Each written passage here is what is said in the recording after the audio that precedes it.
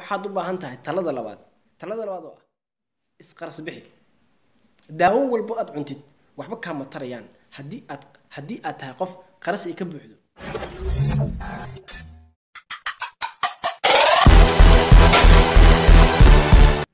Hello guys, welcome back to my channel. ولكن idin leh soo dhawaada.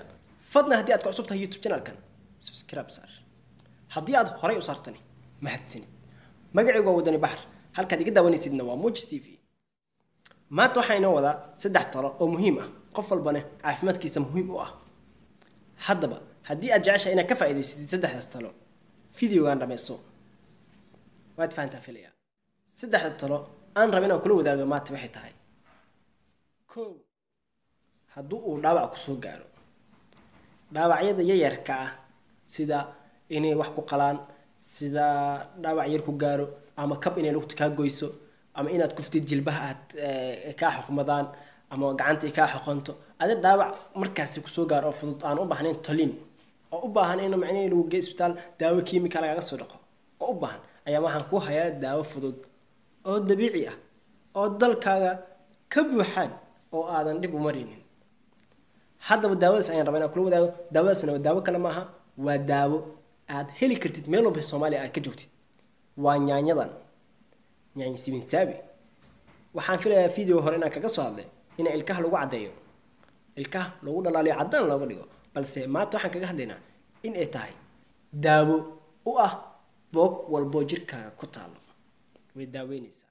waxaad sameynaysaa waad soo kala jeexaysaa faliiq yar ah waxa ka goosanaysaa kow waa dhaxda ku kala dhufanaysaa qaybta hore marka xagga dhigtid waxa ku soo haray qayb dambe sama qaybta dambe waxa ka goosanaysaa faliiq aad u yar ka goosanaysaa oo adiga faliiq yaa dabcan oo wareegsan wareeg ka goosanaysaa. kadib waxaad sameynaysaa dhaawac jirkaaga soo gaaray markaas oo cusub ama mid hore kugu yaal ha ahaadee waxaad sameynaysaa waad saaraysaa saas u saaraysaa. kadib waxaad qabanaysaa mara nadiifa ama faashad haddii aad heli kartid waad ku xiraysaa dhaawaciyaad ku xiraysaa.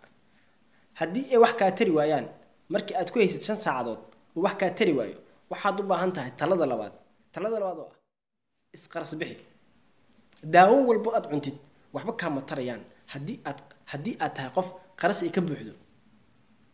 haddii ay qaras ka buuxdo daawo walba aad isticmaashid waxba kaama tarayso. waxaa muhiim ah talada labaad inaad qaadid oo ah isqaras bixi. isqaras bixi bil kasta isqaras bixi ama isbuuc walba isqaras bixi ama muddo adiga bil yeeso kugu dhaafin qarasta. waad fahantaa filaya bil walbo ama isbuuc walbo ama 2 isbuuc walbo isqaras bixi. waa talada labaad si kugu noqdaan daawo walba isticmaashid wax tar. dabcan waad fahantaa filaya haddii aadan isqaras bixinin ogow waxaad noqonaysaa mar walbo qof caafimaadkiisa laciif ah. xanuun walbo la sheego wuxuu kow ka bilowdaa waa qarasta waay xanuunka wuxuu ka bilowdo. daawadan waxba ma ku tarayso haddii aad iska badiso xataa way adagta sidii kugu daaweyso daawadii aad isticmaashay sidii wax kugu tarto. haddaba talada saddexaad aan ugu galno. talada saddexaad waxay tahay ma tahay qof shaqo doona shaqo raadinayo mar walba magaaladaada soo shaqo doonta soo waaya ma tahay.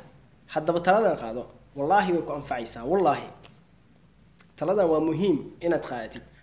haddii aad tahay qof salaad tukado horta taladan way ku anfacaysaa, balse haddii aad salaad tukanin taladan waxba kuma tarayse salaada bilow salaadan tuko. balse aan ugu galo taladeeda. talada waxay tahay salaad walbo aad tukanaysid oo waajib ah ama sunno ha ahaato ama waajib ha ahaato aqri aayatul kursi markii aad salaada dhameysid. subax markii aad kacdid shaqaraadis aad tahay waxaad akhrisaa aayatul kursi markaad irinta ka baxdid. markii aad guriga ku soo laabanaysid guriga soo galaysid aqri aayatul kursi.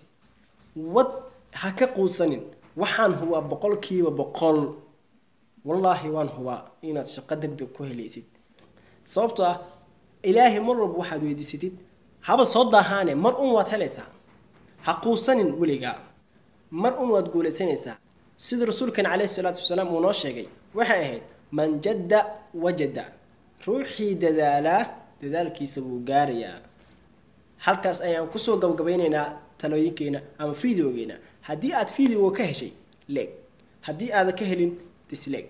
haddii aad wax fikrada noo haysid oo aan dadka la wadaagno oo wanaagsan ama talo wanaagsana commentiga igu soo gudbi aniga ayaa la wadaagaya asxaabteeda. haddii aad tahay qof jecel inay dadkoo dhan taladani qaataan share fadlan waa walaalkiin idin leh meel walba oo joogtaan farxad ku noolaada assalaamu calaykum waraxmatullaahi tacaala wabarakaatuhu